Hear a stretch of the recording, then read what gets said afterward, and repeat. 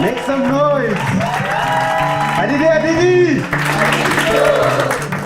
Good evening. When I volunteered to come and share my story here, I think Glazola sent me a message and said, we must spread up the stage. So I hope Gyavela Nhlapo. I hope it's bright enough. Yes, my name is Simon Nhlapo. If you had one shot, one opportunity to seize everything you've ever wanted in life, just one opportunity, would you capture that moment, or would you let it slip? And if you do let it slip, would you try again?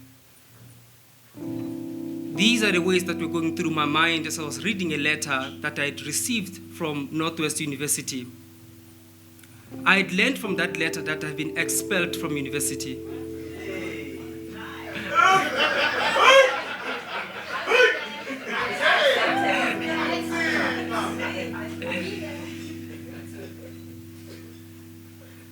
Immediately I became paralyzed.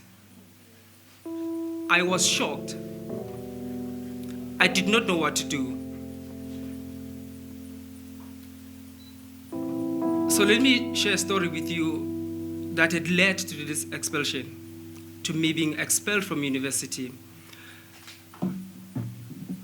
So a year prior to being expelled, it was 2012. In 2012, December, on the 16th of December, 2012. 16th of December. Kari 16. Kari 16. Something quite tragic happened in my life and to a large extent to my family. We learned that my brother had been hacked, I think with a spade or something. And we were called to the scene and we immediately rushed out to a... So apparently he was involved in a fight and they overcome him and he was hurt in the process. So we found him in a pool of blood, screaming there, hopeless. Like I said before, the day was the 16th of December. So you can crystallize the mood that day. People were having fun, we're out having fun and having drinks. So no one cares. And so we tried to get an ambulance.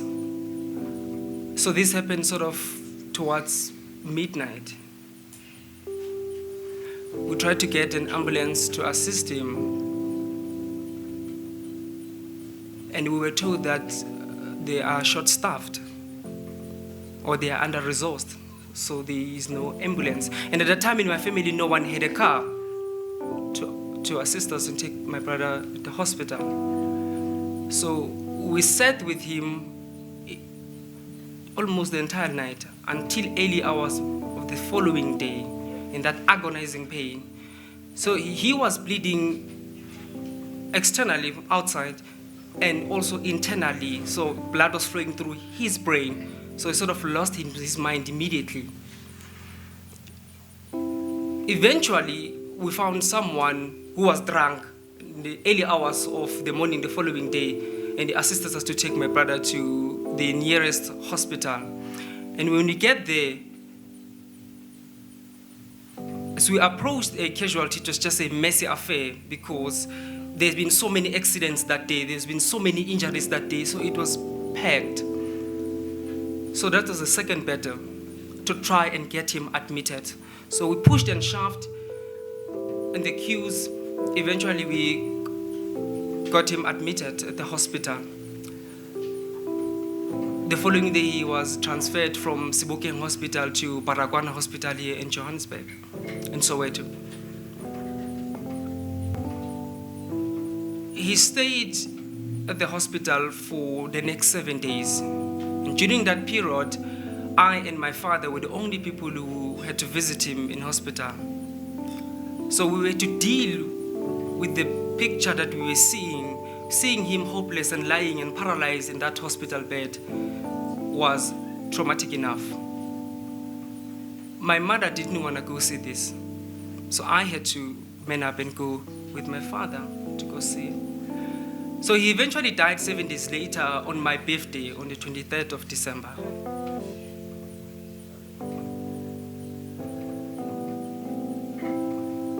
And we buried him on the 31st of December.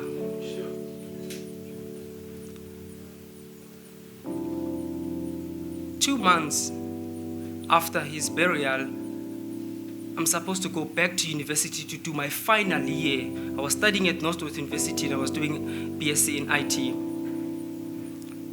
Everything was okay. I packed up my stuff and I went back to university. Our classes began and I started attending classes. But as time went on, I realized that there was something wrong with me. I realized that I hadn't dealt with my brother's death. So eventually I was going through trauma, but I did not know. And certainly I didn't speak to anyone. And let alone, it never dawned in my mind that I had to speak to someone else.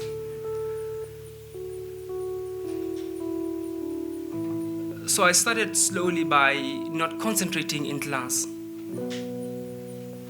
It eventually escalated into missing classes. I missed some few classes. I said, no, it's fine. Then it escalated. I didn't write assignments. I didn't submit my assignments.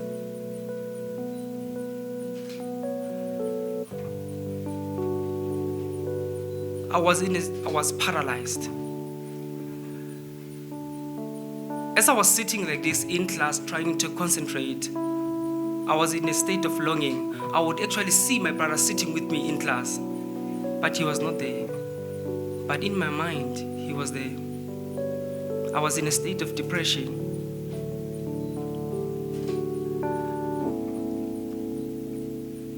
So this feeling had paralyzed me to the point where nothing was important to me in life. I lost a sense of agency on anything. Nothing was important. If family was important to me, it wasn't at that time. I did not care. If I wrote an assignment, it comes back and it say 1 out of 20. Cool. Didn't matter. Literally, in fact, there's an example. Now that I'm thinking about it, there was one assignment in which we were given, it's a simple thing to draw a mind map. I got 4 out of 20.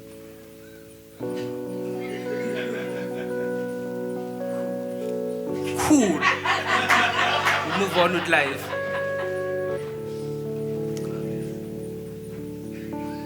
Towards the end of at the end of the first semester, I got the first letter from the university. And I was notified that I've been officially warned that this behavior is uncalled for. At that time, I wrote my first semester exams and I'd failed all modules. And the university sent me an official communication saying, we've noticed that there are some modules that you did not write, so we've got pass, fail, discontinue, pass, fail, discontinue. So I think I was doing like 7 modules and I passed 1, discontinued 3, failed the rest. It was fine for me. It was cool. Went back for the holidays. We came back second semester. I continued in the same line. Never attended classes. I stayed at rest. Because if I would go to class, I would eventually fall asleep because I couldn't sleep at night. I had nightmares. I had bad dreams. I couldn't sleep at night. I started being afraid of the dark. So I had to switch my light 24/7, the entire night. My light had to be on. If my light is not on, I had to either switch off a screen on a computer or something. I had to play a movie the whole night. Because I can't stand that silence, that awkward silence in the dark. I can't stand it. So the same trend happened second semester, and I failed all modules again, second semester. This is when now a university decides now that we've warned you for the first semester. We've gave you a first chance and you blew it. And they expelled me. Now I'm sitting home, looking at this letter. I'm thinking, I can't share this news with my parents, it will break them. They themselves have been dealt with the loss of their son. After all, I'm their last hope. I can't share this news with them. So I decided that I have to do something. I have to talk to someone. I have to go find help. I have to go seek for a second opportunity, for a second shot. So I decided that I'm gonna lie to my parents.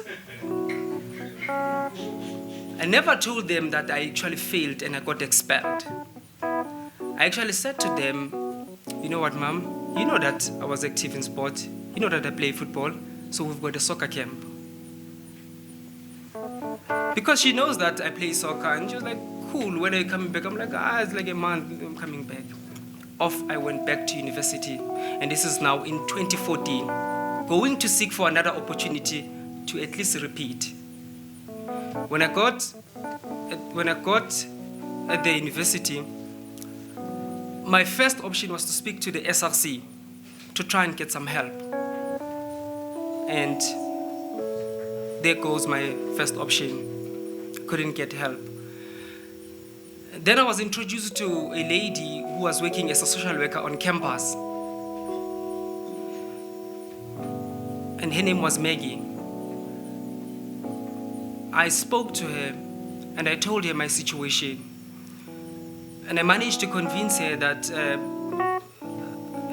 this is an isolated situation. It's an isolated instance. These results are not a reflection of who I am. And at that time, Maggie and myself, we decided that we're going to write a letter to the school's dean, which was then Professor van der Merwe, to try and compel him to allow me to register and repeat. So of course we were on exercise to gather evidence, get some death certificate, get previous results, get anything and everything that will make Prof van der Merwe understand that this is an isolated instance and is not a reflection of who I am. We did that and we wrote a recommendation letter. We took it to Prof van der Merwe. He called us and we sat and we discussed. And he said to me, I understand your situation. It was a tragic moment that happened in your life. But I'm not going to give you freebies. Not just going to allow you to come back at school just like that. You're going to have to earn it. You're going to have to earn your second chance. So the agreement was, Prof was going to give me a job on campus. I'm going to work for the entire year of 2014 without getting paid. In return, he allows me to register and repeat my final year. So ladies and gentlemen, that year I worked my fingernails out. Because what I've been tasked to do is that I was allocated 4 lecturers that I had to assist in their subjects. Where these lecturers were, I needed to be there to assist with student queries.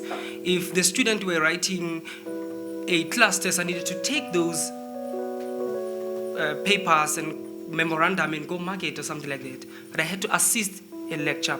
So it was 4 of these lecturers that I needed to assist to do their admin work. On top of that, I had my own modules to cover. So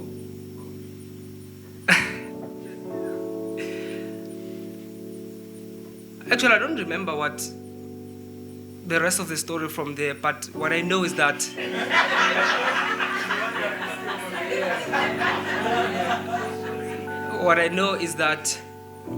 I was given a second opportunity and I passed.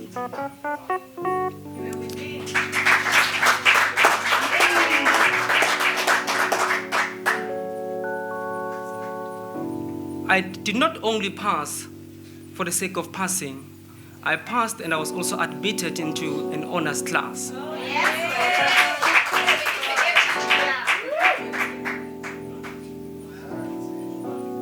But being admitted in an honors class was also a strategic move because no one wanted to hire me with my undergrad because they will always query that year I failed everything. So I needed to do honors to hide everything.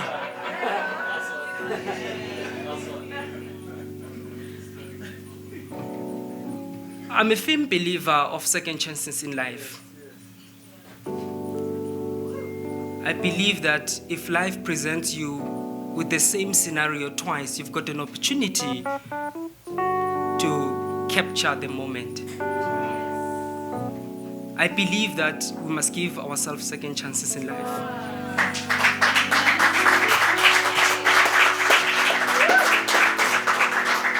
And if you miss that one opportunity, if you miss that one shot, maybe try again for the second time. Thank you.